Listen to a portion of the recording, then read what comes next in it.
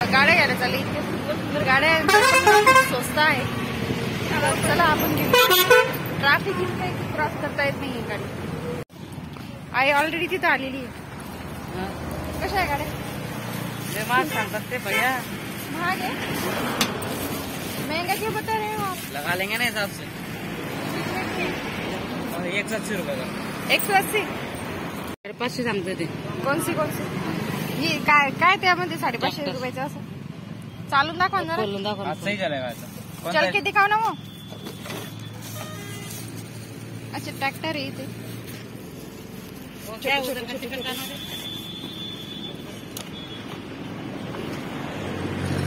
मोठी गाडी आहे का? हा 5.5. उज्जैनहून येत असतानाच हे दादा आपल्याला रोड साईडला बसलेले दिसतात. आणि बघा यांच्याकडे स्वस्त आणि मस्त गाड्या आहेत. आणि या दादांनी बार्गेनिंग सुद्धा करू दिली.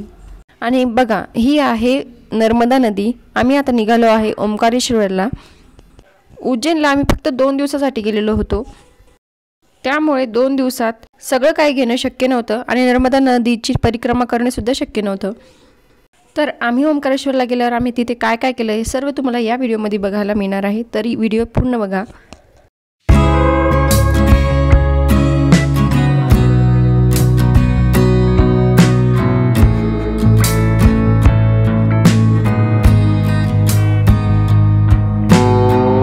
मटका कुल्फी लहान होतं तेव्हा खूप खायचो. तर चला आता आपण ओंकारेश्वर मंदिरात जाणार आहे. तिथं बघणार आहे. आमची गाडी खूप दूरवर पार्क करावं लागली, कारण इथे पूर्ण ट्रॅफिक झालेलं होतं, फुल पॅक झालेलं होतं. त्यामुळे दुसऱ्या साईडला पार्क करावं लागली. आणि इथून आता आम्ही मंदिरात जाणार आहे. आणि गजानन महाराजाचा आश्रम सुद्धा इथं आहे. जर तुम्ही इथे आले तर गजानन महाराजाच्या आश्रमात सुद्धा तुम्ही थांबू शकता. आणि तुम्हाला तर माहितीच आहे गजानन महाराजाच्या आश्रमात किती स्वच्छता असते. तर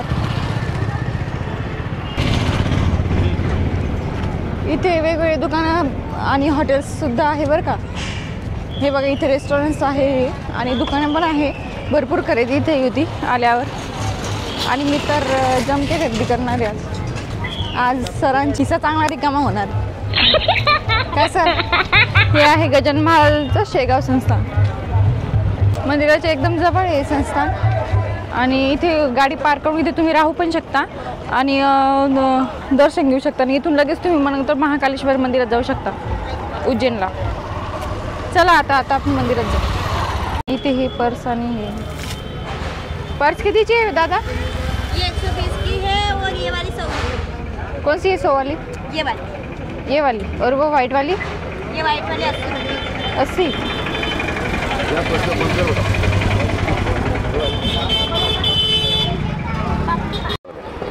कितनी की मगर? 240. हालती कशी अशी.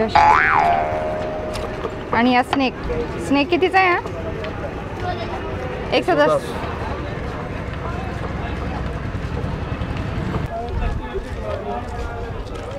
इथे असे वेगवेगळे दुकान. इथे कपडे पण आहे, देवाचे लागणारे साहित्य पण आहे.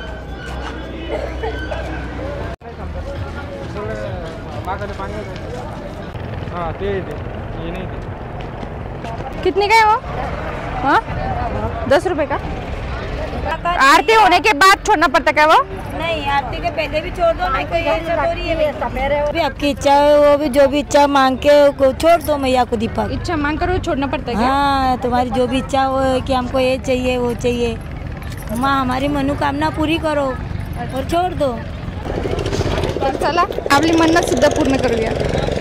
नर्मदा नदीविषयी तर तुम्ही भरपूर गोष्टी ऐकल्या असतील. असं म्हटलं जाते की लगातार 7 दिवस नर्मदा नदीमध्ये आंघोळ केल्यावर तुमचे सगळे रोग दूर होतात. नर्मदा नदीचे महत्त्व सांगायला गेले तर हा पूर्ण व्हिडिओच कमी पडेल. आणि एक महत्त्वाची गोष्ट म्हणजे तुम्ही इथे आल्यावर वेळ काढून या आणि इथला आनंद नक्की घ्या. इथे या लोकांची इथे पूजा चालू आहे.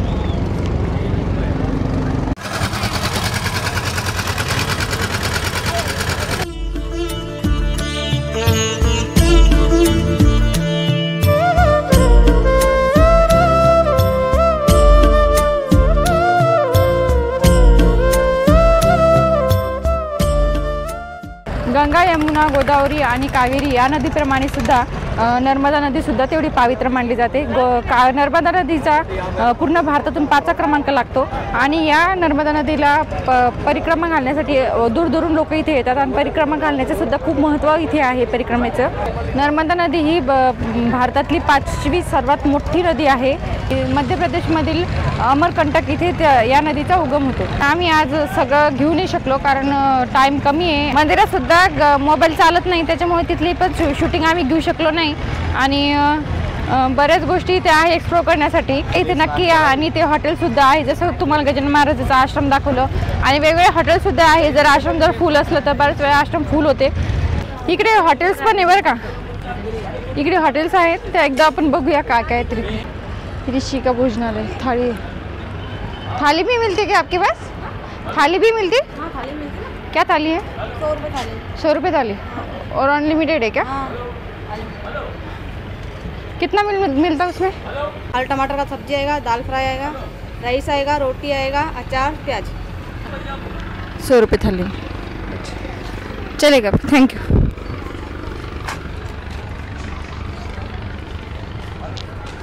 बघा इथे वेगवेगळे हॉटेल्स आहे आणि खरंच खूप सुंदर आहे.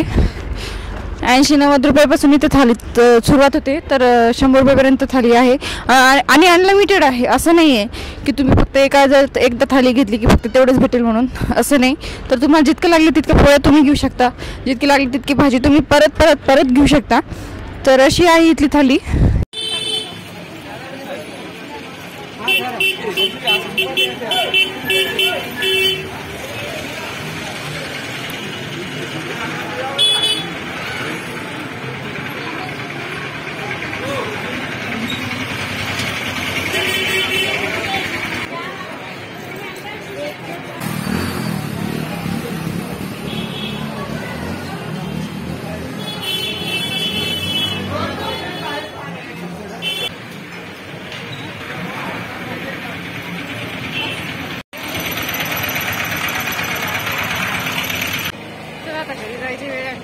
सध्या आता आम्ही ओंकारेश्वरवरून निघालो आहे आणि इथून आता बुऱ्हाणपूर 60 किलोमीटर अंतरावर आहे.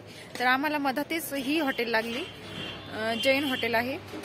तर इथे ही हॉटेल बुऱ्हाणपूरच्या अलीकडे 60 किलोमीटर अंतरावर आहे आणि ह्या हॉटेलवर आता आपण बघूया काय काय मिळते. तर मग आता जेवण बुऱ्हाणपूरच्या अलीकडे 7 किलोमीटरला ही हॉटेल आहे.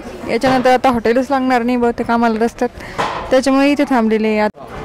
हे बघा मीठ आहे, कांदा आहे आणि मिरची आलेली आहे, लोणचं आलेलं आहे. एका प्लेटीतच ते सर्व करतात आणि इथे एक भाजी सांगितलेली होती एक आणि चपात्या आलेल्या आहे आणि खिचडी, सरांची स्पेशल खिचडी.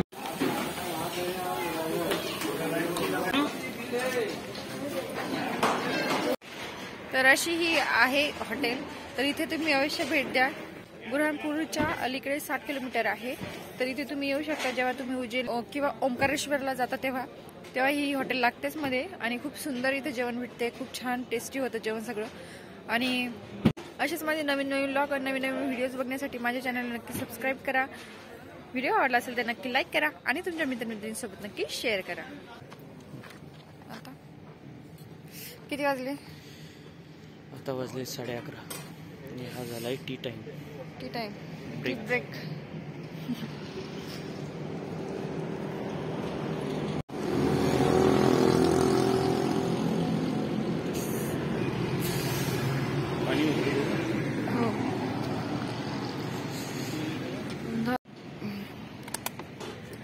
मग आता गाडी चालवून घ्या सर. अशीच नवीन व्हिडिओ बघण्यासाठी चॅनलला अजूनही सबस्क्राईब केलेलं नसेल तर चॅनलला नक्की सबस्क्राईब करा. व्हिडिओ आवडला असेल तर नक्की लाईक करा आणि तुमच्या मित्रमैत्रिणींसोबत नक्की शेअर करा.